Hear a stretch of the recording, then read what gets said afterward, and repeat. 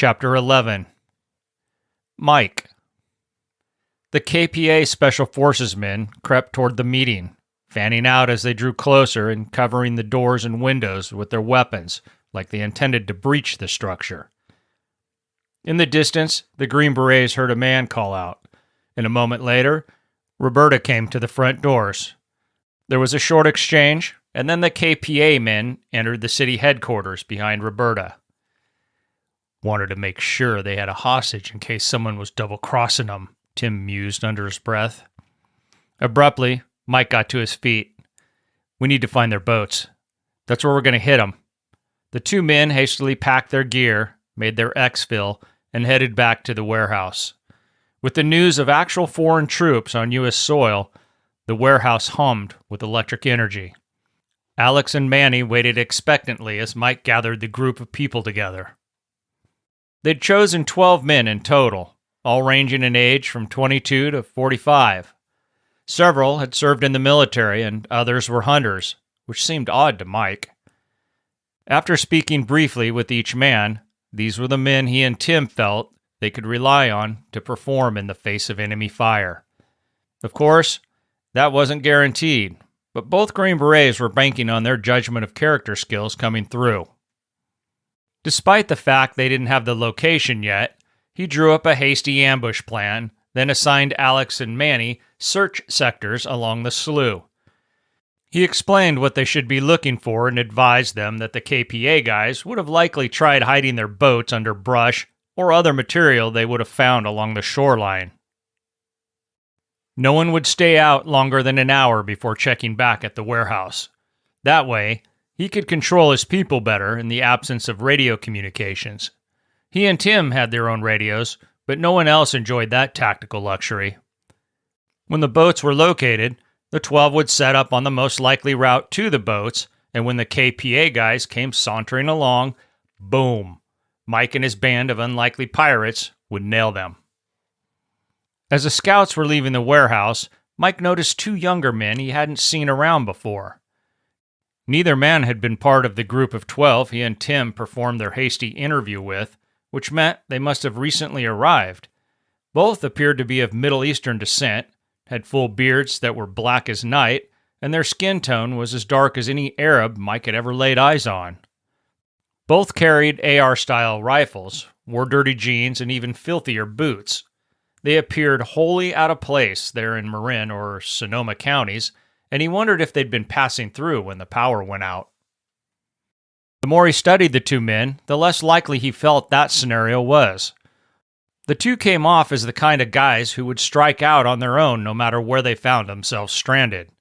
Both men sported worn flannel tops that covered pistols secured in hip holsters. They weren't wearing tactical gear, but did have leather holsters attached to the leather belts holding their breeches up. One of the two was large-framed, had a broad smile, and seemed to interact with the group, while the second man was much smaller and seemed to keep to himself more. Mike watched as the smaller man stood against a wall, his hands resting on the rifle as his eyes flashed about the room. He was observing everything going on inside the warehouse and chewing on what appeared to be a toothpick. Mike slowly made his way towards the two men. When he reached them, he gave a nod. "Where'd you two come from?" "We heard a rumor around town that the army was asking for help," the larger of the two men said with a shrug. Mike studied them for a moment. "You boys know what we're doing here, and you're comfortable with it?" The man grinned at him, looking him straight in the eye. "The others filled us in. Never done anything like this, but we're good." Mike shifted his gaze to the smaller of the two men, not about to take one man's answer for a group. Mike stood close enough to see both men's hands. They were the hands of men who worked outside in harsh conditions, making things happen. He didn't know what their trades were, but he could tell by the grease, dirt, and grime under their nails that they were probably tearing apart engines, lifting trucks, rebuilding boat motors, and hunting, the latter conclusion based on the manner in which they carried their rifles.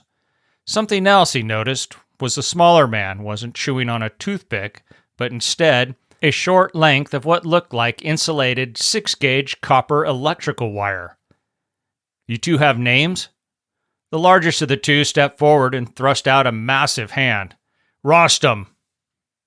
The smaller man looked over briefly. "Darian," he said, his voice conveying no emotion. "You two from around here?" Mike pressed, trying to understand the vast departure from the norm the two represented. "Grew up here," Rostam answered shortly. "You know the countryside? Around here, I mean," Mike queried, an idea building in his mind. Darian glanced up, his lips pursed crookedly. "We know every square inch of this area. Been hunting and fishing it since we could walk. All the way to the coast. We know it all." And they did. The Bayat brothers knew practically every square inch of land, whether it was private property or government-held land. They'd hunted most of it, with and without permission. Born in the United States, they were 10 months apart in age and had spent their entire lives prowling the mountains and coastline with their father when he was a younger man. Their father, Pedram, came to the U.S. during the turmoil of the Iranian Revolution in the late 1970s. He'd met the boy's mother, a white American girl from Foster City, and together they built a family in Petaluma.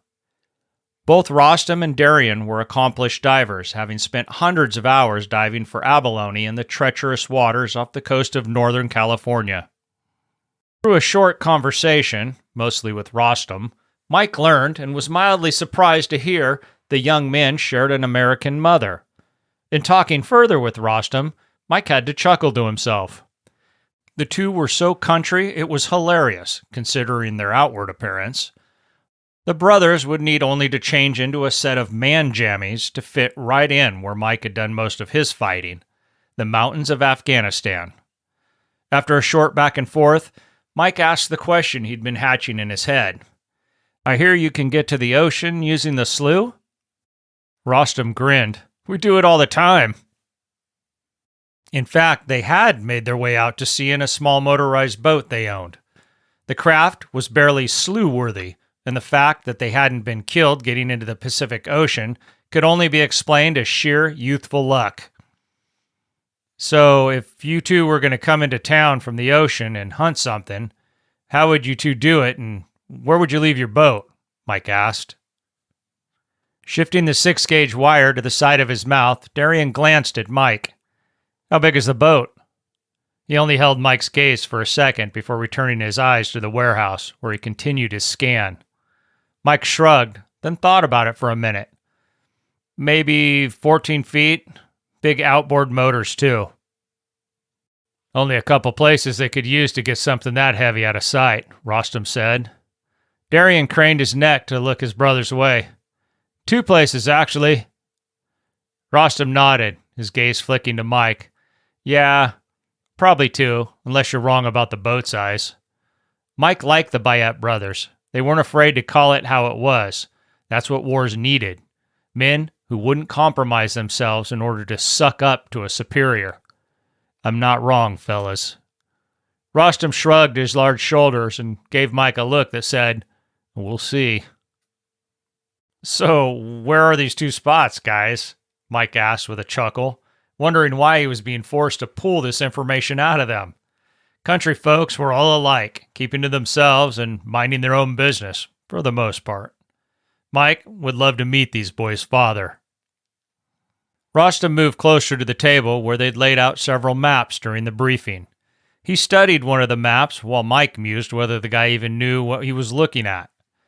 Darian shifted closer, but kept a little distance as his eyes continued to work the inside of the warehouse, only glancing now and again at the map his brother was poring over. After a minute, Rostam jabbed a large finger at a spot on the map. "We're here," he said. Mike was impressed, since there was no street names or numbers on the topo map he'd laid out on the table. "Slough forks here, then runs down towards the freeway," Rostam continued. "If I were coming in to hunt, I wouldn't want to get too close, mostly because there's no place to hide two boats. Further out is no good because anyone from the freeway can look down and see the boats pretty easily. If I were these Korean dudes, I'd hide them here and here." Rostam used his index and pinky fingers to identify two locations along the slough's banks. "Why not this island here? It's closer," Mike countered, pointing to Steamer Landing Park. Without looking over, Darian shook his head. Too flat. Couldn't hide a paper plate on that land, let alone two 14-foot boats. He's right, Rostam confirmed. Okay. Why not one of the inlets or a dock? Just tie off and blend in, Mike pressed.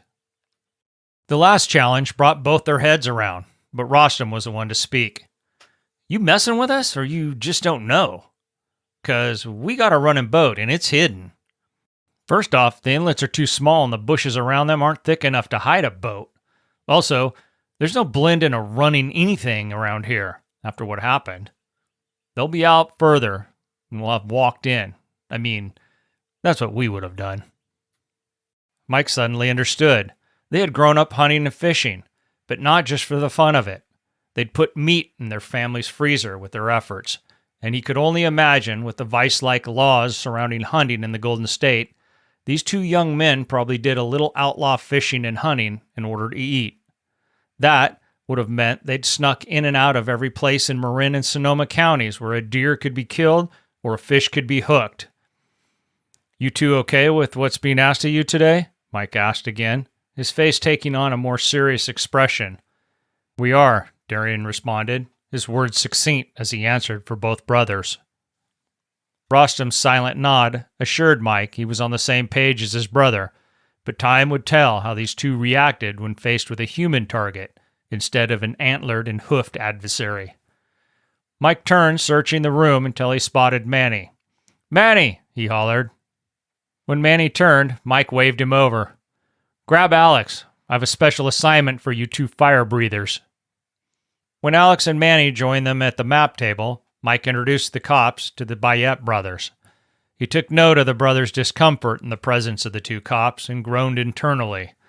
Nothing could ever be easy.